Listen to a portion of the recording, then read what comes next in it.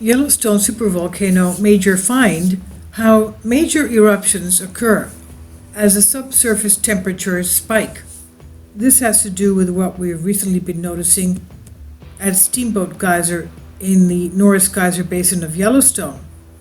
Also has to do with the latest caldera chronicles that were out last Monday. Again, today is Monday, so we're expecting a new update today as to what's happening. We'll see that in a few hours. But this is a major find as to what's happening at Steamboat. As we know, it started erupting almost every week since last March, and it's had its last eruption just a couple of days ago, November 9th. And just about every week, it's erupting. Now, Filmora Express UK reports on what USGS is telling us, that Yellowstone scientist in charge, Mike Poland, revealed there have been already 5 major eruptions at Steamboat Geyser this October, this past month. Yellowstone caldera lurks beneath the first ever U.S. National Park in Wyoming, and it's called a supervolcano because of the ability to inflict devastation on a worldwide scale. From what the geologists are telling us, they believe that the biggest reservoir of magma in the world is under Yellowstone, from what they know up to now. So it's under the state, it sits in the state of Wyoming, northeast Wyoming, and it also goes into Montana and Idaho. And the supervolcano is always monitored by USGS for signs that any type of an eruption could be coming. One of the jobs of this agency is to monitor the temperatures at the geysers. These are the vents in the Earth's surface that eject the hot water, the steam coming from underneath. Now, this includes one of the most popular, Steamboat Geyser, which is the biggest geyser in the world, and it can shoot up to 300 feet into the air. We know that there are over 10,000 geothermal areas in Yellowstone, and 60% of the geysers of the world are there, including the biggest one, Steamboat. And this is what we're talking about here. Dr. Poland, Mike Poland, released the video concerning the USGS activity of Yellowstone, of the Steamboat Geyser, explaining to us how we can basically sort of forecast or predict or guess when it will next erupt. He says, I wanted to show you the temperature record in the Steamboat outflow channel. That's where they're monitoring the water temperature. He says this is a thermometer basically that's stuck in the channel in the ground that's draining Steamboat. So that's what they're recording, the temperature of the water. He says, so whenever there are eruptions, the water will pass over the thermometer, and then in the day they get radioed into us, and we can record it and show it in real time on the website. And we'll look at that together. He says, so there were 5 eruptions during Steamboat Geyser month of October. Poland went on to discuss and explain how there were 5 key elements. He said this is showing temperature over the entire month. Eruption in October 1st, you can see the tight after the eruption, the temperature went down right after that. And then when you see kind of a delayed temperature variation of just air temperature. And then all of this wiggling up and down, little minor eruptions going upwards, telling us that the geyser was starting to heat up, with smaller eruptions occurring. And then we get another eruption October 7th. He said immediately goes right back down to the air temperature, meaning that they had an eruption. And then it starts up again. Minor eruptions until the next one. So we have these 5 water eruptions. Each one was preceded by a couple of days of minor eruptive activity, and that's something that's pretty characteristic of Steamboat, he says. He goes on to explain it's kind of neat to see that sometimes minors only last for a couple of days, minor eruptions, but sometimes they last for many days. In other words, from 3 days, 4 days to 8 days.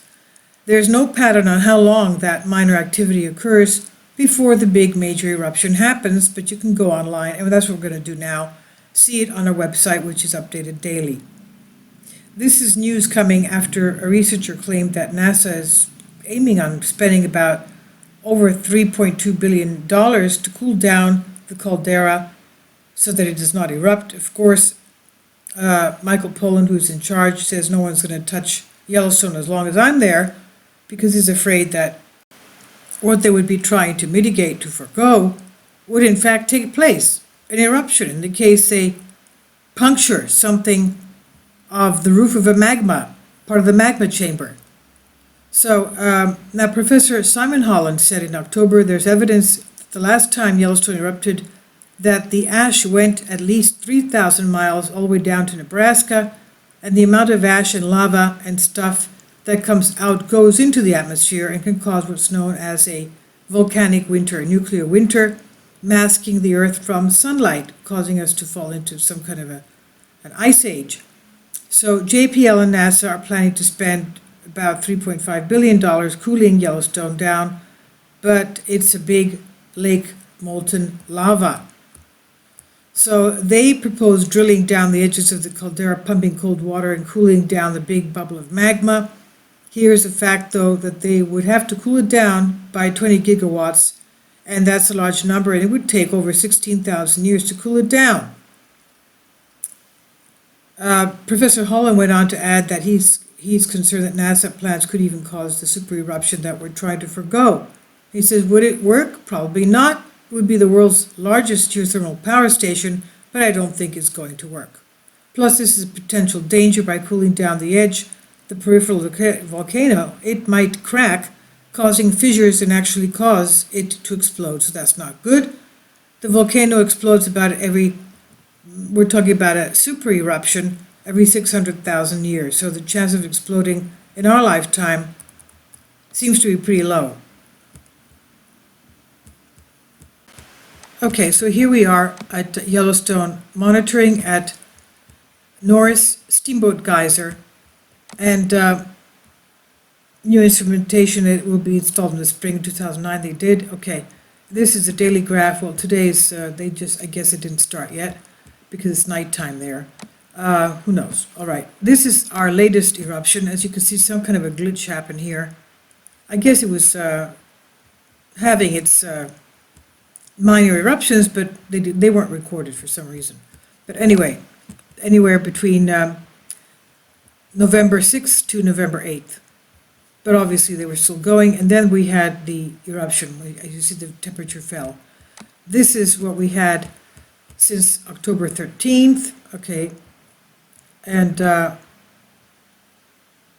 this is the latest one in October that he was talking about that took more days, as you can see, from the 26, 27 up to October 30th. And that obviously was a lot more days of minor eruptions than we had, for example, here, which was only about 3 days. 19, 22nd, okay. And this is the latest one that we had, the eruption of November 9th, okay? This is it right here. So that's how you can tell that there's an eruption coming. Obviously, when they get that high, basically, that's when it's about to erupt. And it's on the downturn now. Here we are today. And they go, they have their little upticks, and that activity takes place. And this is something that has changed in Yellowstone since March of last year, because Steamboat was not erupting at all often. And now it's a weekly thing. And you could even predict when it's going to erupt. It's almost as predictable as Upper Geyser Basin's Old Faithful Geyser. In the Steamboat outflow channel, this is a thermometer basically that's stuck in the channel that's draining Steamboat. So whenever there are eruptions, the water will pass over this thermometer, and then the day they get radioed in, and we can record it and actually show it in real time on the YVO website if you go to the monitoring page. So there are 5 water eruptions of Steamboat Geyser during the month of October. And you can see them all right here in this plot. This is showing temperature over the entire month. So here's an eruption on October 1st, then you can see right after that eruption the temperature went down, and then we were seeing kind of the daily temperature variations of just air temperature. And then all of this sort of wiggling up and down are minor eruptions. So basically the geysers starting to heat up, small eruptions are occurring, and then we get another eruption there on October 7th, immediately goes right back down to just air temperature, then it starts up again, minor eruptions until another one on October 16th, again on October 22nd, and then on October 30th. So we had these 5 water eruptions, but each one was preceded by up to a couple of days of this minor eruptive activity. And that's something that's pretty characteristic of Steamboat. And it's kind of neat as well to see that sometimes the minors only last for a couple days, sometimes they last for many days. And there isn't a real pattern in just how long that minor activity occurs before the big major eruption happens.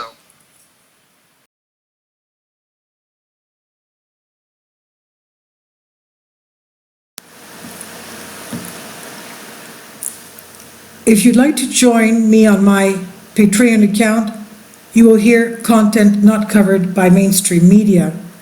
These riveting stories will be based on my research, and I will state my opinions and give my personal insight on diverse and controversial subjects and world events not covered by mainstream media, and not supported by YouTube guidelines. So whatever I have on my Patreon, most of those will not be on my YouTube channel. Please consider becoming a member today. More of the most significant and important videos will be on my Patreon channel. Your support helps me to continue my research and keeps this YouTube channel alive. And we depend on your support, your generous charity, because we help economically challenged families here in Athens, Greece, in Kapota, and we also help the young generation with university tuition and the community around our church. Thank you.